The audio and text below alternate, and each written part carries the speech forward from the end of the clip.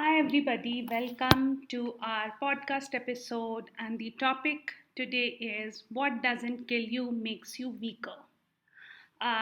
Today's date is 17th of Feb.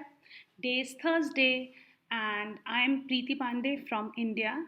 Time is 9:36 a.m. I was going through a quote and it read, What doesn't kill you makes you stronger. And that quote was by um, Friedrich Nietzsche.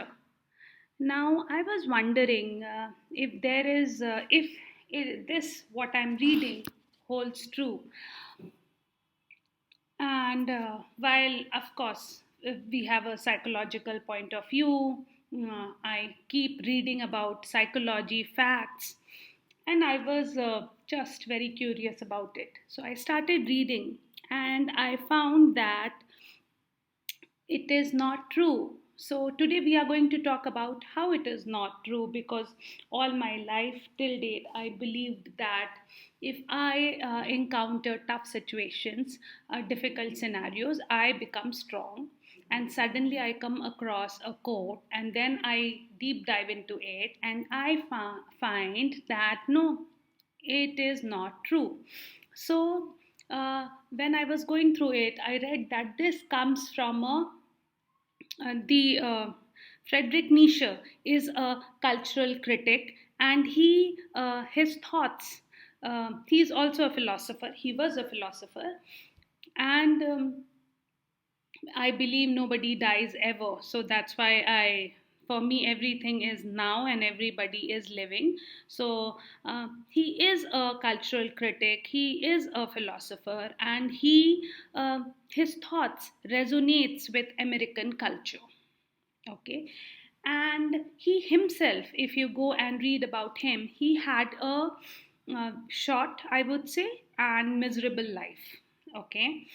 And when we talk about reality or truth, nothing can be sugar coated. So it has to be what it is. Else, we will be mm, not talking about facts. So I have to be very crisp and very clear on what I'm trying to convey.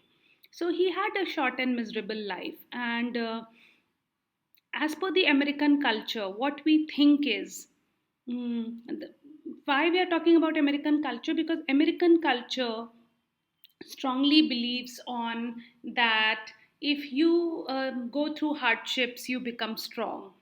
Okay, yes, we agree that suffering is inevitable part of our life, and we find numerous ways to ease it. Like few of us bestow upon transformative powers, few of us believe in afterlife, few of us believe in going high, okay, having cocaine, drugs, etc. Uh, and American culture strongly believes in hopeful can do ethos, which is self affirming that yes, I can do this, I can change my life, I can change course of my life, I am this, I am that, that I am the doer, I am the doer. Okay, I am the one who is doing everything, and I am the one who is achieving everything, and I am the one who is a hero. Okay, so that comes strongly from the American culture. Many of us has already accepted it, imbibed it. Okay, and now while so many people are listening to this podcast episode, they might be thinking, yes, I'm also the one. I do things and then I get the results accordingly. So, what happens actually? So, once we have acquired a certain belief, we tend to see, remember, and report mostly instances and events that support it. And what is it called? It is called confirmation bias. Because whatever we do, in the end, we are all human beings, and we need to prove that, hey, listen, I think this, and I read something, and it was written that I am right, you know. Or I want people to say, yeah, hey, yeah, we believe in you. Yeah, you're right. You're thinking in the correct way. So that is called confirmation bias. And everybody, each one of us, suffer from that. And we think trauma maybe transformative. I think many of us think trauma is transformative, and majorly people who suffer a trauma become very, very strong. But it is not a variant.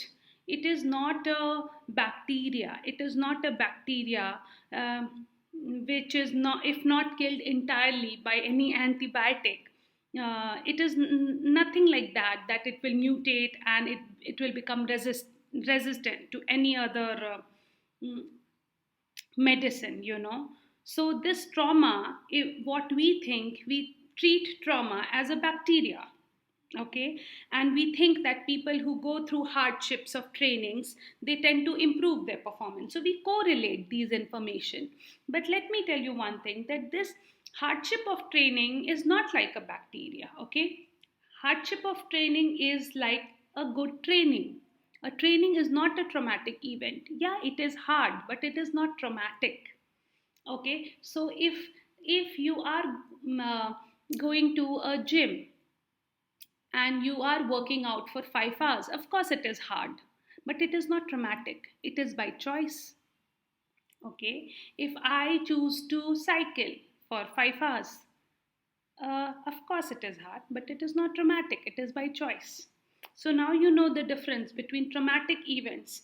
Event I have to go through and I don't have a choice, so at some point in time I want to leave it in between, but I can't. And once I go through that traumatic event, I become weak, I don't become strong. Okay, and that deep impact remains inside me throughout my life. And even after several years, when you think that, oh, I'm healed, I no more remember that traumatic event, that's gone, ended, I've changed the place, I've changed the office, I've changed my partner, I've changed everything in my life, you will suddenly encounter a trigger in any form, and then you can have a mental disorder. You know, we think it's done, it's forgotten, but it's not, it's there. Now, it is true that in an evolutionary sense, those who survive calamity are by definition the fittest. You know, Darwin's theory of survival of the fittest, but it's not the calamity that made them strong. What we do as human is we interrelate the fact. Okay, you underwent a traumatic incident. Now, part two, you're still surviving. Part three, oh, you're doing good in your career, you're doing good in your life. Now, what should we do? We should marry these things, okay. What we call is unholy cause and effect matrimony. We should bind them and we should say, hey, we have found something, that once you go through a calamity, you become strong. But that is not the scenario. Our brain is a meaning making machine, and it is designed to sort vast and varied sensory information into coherent, orderly perception, organized primarily in the form of narrative. This happened, which led to that, which ended up so. When two things happen together, we assume they are meaningfully linked and then we rush to bind them. Okay? Why? Because we are human beings. We strive for logic. We need lots of logic. Okay? We don't care whether we are right, wrong. No, no, no. We want logic. This tendency to infer causality from co occurrence is not limited to humans, it is also in animals. That if you time your uh, pet's food, it's very common, right? We have read in science that they behave in a similar fashion.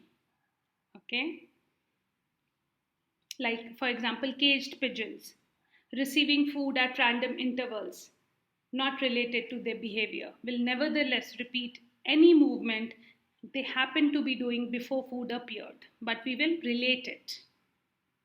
Okay, so like this, we are also superstitious. We also want to just bind the fact and get away with it. In human, we have like common beliefs, and those beliefs are based on errors, but we don't want to accept it. Some are trivial, like fans believe that if I wear my lucky jersey, then my team will win. But others are weightier. You know, trivial is okay, but weightier is it costs something. It's a costly affair, like parenting behavior. Parenting behavior co occurs with children's developing personalities. Many parents assume that their behaviors actually shape their children's personalities. The evidence, even I think so. So, yeah, I'm only talking about facts which I completely believe that yes, if I behave in a proper way, my kid will also behave in a proper way. If I sit and study for a few hours, my kid will also copy me, you know. If I don't use slang language, my kid will never ever use slang language. Okay. uh, Plus I understand the environment and the kid should not be exposed to YouTube and everything. Yeah, I understand, I've taken everything into consideration. Okay, but the evidence from developmental research is overwhelmingly showing that they don't. In fact, the causality is often reversed, as temperamentally easy children enable their parents to feel competent. Good children often create good parents. Our eagerness to ease the pain of suffering by rationalizing it, along with our tendency to look for information supportive of our pre existing beliefs and see meaning and causality and co occurrence, all help explain how we arrive at a belief in the school of hard knocks. Now, what is hard knocks? Hard knocks is something which is knocking me hardly. Okay, and what is happening here? We are trying to rationalize everything we come across. We talk what our peers talk about. We say yes if I visit a school, and if I find a teacher who looks very, very sober, nice, you know, intellectual, everything. And she tells me something, oh, you have to behave properly, only then your kids will behave. I'll say, oh, yes, she is right, you know. And then I go for a friend's party, and there I find few of my colleagues or friends talking about the same thing. I would say, yes, yes, yes. Peer pressure. Yeah, they're right. They cannot be wrong. Okay, they're right. So, what are we doing? We are trying to rationalize everything. Okay, but the bulk of psychological research on this topic shows that, as a rule, if you are stronger after hardship, it is probably despite, not because of the hardship. The school of hard knocks does little more than knock you down hard. It makes us weaker. It not only knocks us down, but it makes us weaker from within. We are not stronger in the broken places. Have you heard of the quote, we are all broken? Yes, we are all broken at different places. And yes, we are strong at different places, but we are not strong at those places where we are weaker. Weak is different, strong is different. Hence, life is so unpredictable. We don't know what will get triggered when and what will happen to us, how will we react in certain situations, circumstances, scenario, you know, and in, I would say, in a blink of an eye, everything changes because our life changes. Okay. So, developmental research has shown convincingly that traumatized children are more, not less likely to be traumatized again. Kids who grow up in a tough neighborhood or among tough relatives or among tough parents become weaker, not stronger. They are more, not less likely to struggle in the world. You know, so these days, my favorite hashtag which I'm using is kids love love. Okay, why? Because they don't need your criticism, they don't need your preaching, they don't need your advice, they don't need anything more than love. A pure, simple love. And every parent, everybody vouches that, listen, hey, we love our kids more. Okay, but we don't know how to love them. Okay, they just need purest form of love, and they want a friend in you who can empathize, who can understand what they are going through.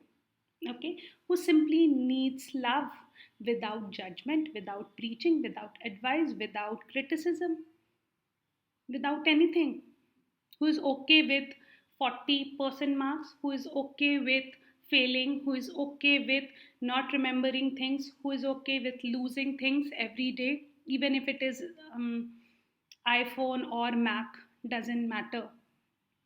As a parent, we decided to give them that. Okay, so that's our problem, that's not their problem. Okay, even we lost things as a kid. Yeah, some kids were careful, some kids were not. That happens. That is life. But what they need most from us, they need love, they need acceptance, they need a friend in whom they can confide. They need a partner for life. If you don't want to, or if you can't become a partner for life, it's okay. They'll find someone else. It might take years for them to find a good partner.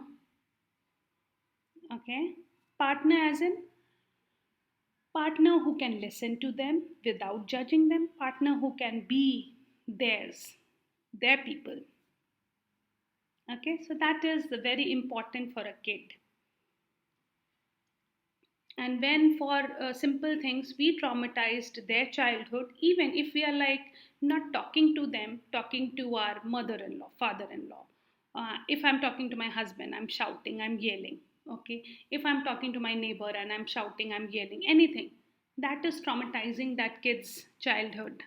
We don't realize it.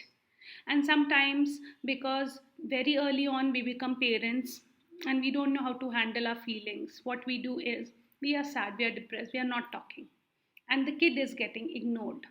I'm not saying that we have to be 24/7 on our toes, behaving uh, in a very proper manner. No, no, no. We just need to behave as normal human beings. So, the first and the foremost lesson as a parent everybody should get is handling their emotions, handling their aspirations, their ambitions. Because if that is not handled in a proper way, the kid will indirectly get traumatized, because the pressure is such. You want to achieve more, you're running behind something. Okay, and or maybe a very simple thing, I want to find love in my life, I've never found love in my life, I have 4 kids. Now I am running behind that love. There's nothing wrong in that. But in that process, all the frustration which I am bringing in, or maybe I am simply unsatisfied from my life, I need friends who can listen to my pain, who can acknowledge my suffering. So I'm running behind finding my friends. I am running behind finding everybody. And what is happening? I am neglecting my kid. Okay, so what kid needs? Yes, kid needs proper nutrition, kid needs sleep, kid needs good school, kid needs everything, all the worldly things that kid needs. But above all, what that kid needs love. Kids love love. So that is very important. And how love, that even if they are wrong, we try to understand what is their feeling. What are they feeling? If they did something wrong, for example, a kid has hit another kid. Why? We need to understand why. We need to empathize the feeling they went through. Okay, so that is very, very important. Time is very, very important. So,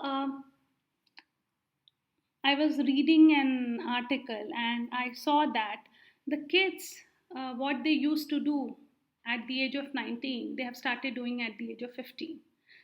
What they used to do at the age of 15, they have started doing at the age of 11. So it is like reversing. The process is very, very fast.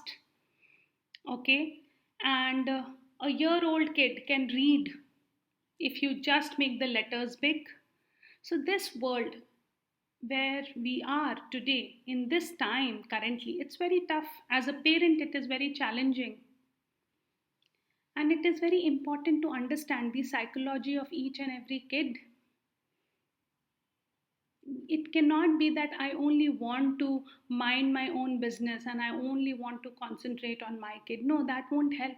I need to understand the psychology of the friends they talk to, they interact with, what they think, what are they going through. That is a very important conversation, and their trouble, their problem is very big for them. It might be trivial for me, but not for them, because they are in a age which is like a building block.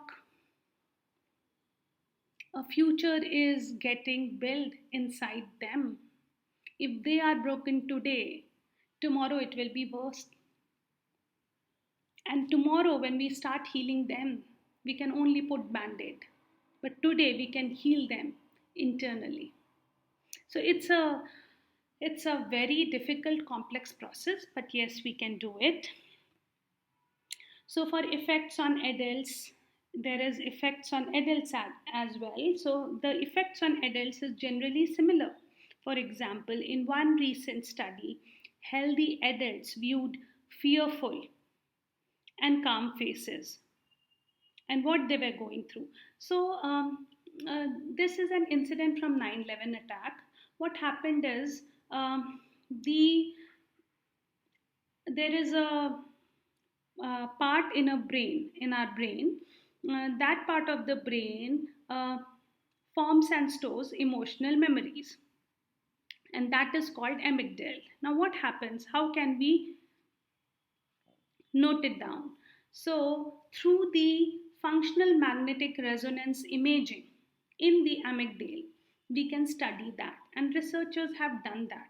So, if adults uh, are facing a traumatic experience, even if their faces are calm and they look very calm, and it's like, oh, I have got this under control, I can manage this, the amygdala reading can tell you how fearful you were. And it happened. The research was right. After this, I would say the study, it proved that those who were near that 9/11 activity had higher amygdala activity than those who were farther. There was fear hidden behind the calm faces. Findings also suggested that there may be long term neurobiological correlates of trauma exposure, even in people who are resilient. So, what we assume, we think, oh, somebody is very calm from, like, we go by face value, right? Somebody is calm, talks nicely, is never fearful. Okay, so that person has everything in control. That person is never fearful, but that's not the case. Trauma exposure can lead to subsequent vulnerability to mental health disorders, even years after trauma, which I already said. And there was another case study. So there was a Israeli soldier, and years ago, that soldier went for the army service, and he found that the vicious uh, dogs who attack are not those who are from the street and who have already survived the dog eat dog world of mean streets, because those dogs are not trainable. Okay, and that is what happens to our children after a age. We want them to change suddenly, we want them to suddenly behave properly, and that won't happen. Once there is like a timeout kind of thing, and it can be different for different, it can be like individual specific. It is not a blanket thing for everybody. So that's what I believe in. So if the timeout has happened, then you can't train your kid, then you can't train a dog also. So, who was the vicious attack dog? The vicious attack dogs are those who have been well cared of, loved, and protected all their lives. Now, see, we always thought that love doesn't matter, but after this podcast episode, I think only thing which matters is love. I can make you maybe president of US with my love. Okay, so it affects in that fashion. This holds true for humans as well. Mayhem and chaos don't toughen you up, and they don't prepare you well to deal with terror of this world. Tender love and care toughen you up because they nurture and strengthen your capacity to learn, adapt, including learning how to fight, adapting to later hardships.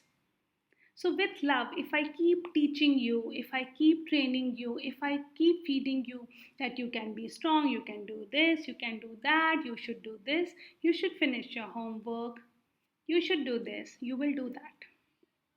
But if there is less love, more of preaching, more of guidance, then I'm not sure if it is going to happen.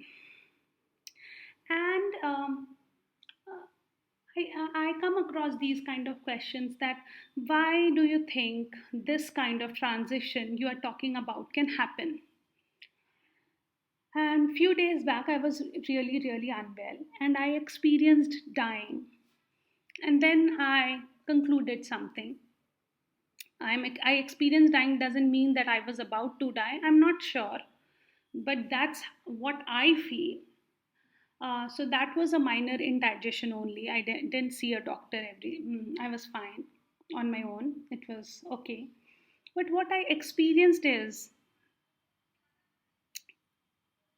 if you survive, if you reach to the point at any point in time that if you get that feeling that I am experiencing death, and if you survive that, what happens? Everything feels light, everything feels white. Your heart is light, your chest is light, your body is floating. You can do weightlifting, you can pick things, and you still feel light. Your breath feels long, you're relieving, you're having the longest exhalation you have ever had. And you can experience everything around fully and completely. And why are we talking about this? Because for transitioning ourselves as a human being, we need to experience dying. Once you experience dying, you're ready for that transformation. Else, we will always opt for logical things, which is the most illogical thing to do. Believe in that, believe in this. Always think that this traumatic event will give me something good. This bad experience in the end will give me a good result. It won't. Bad experience is a bad experience. It will only do harm. Good experience is a good experience. It will only do good.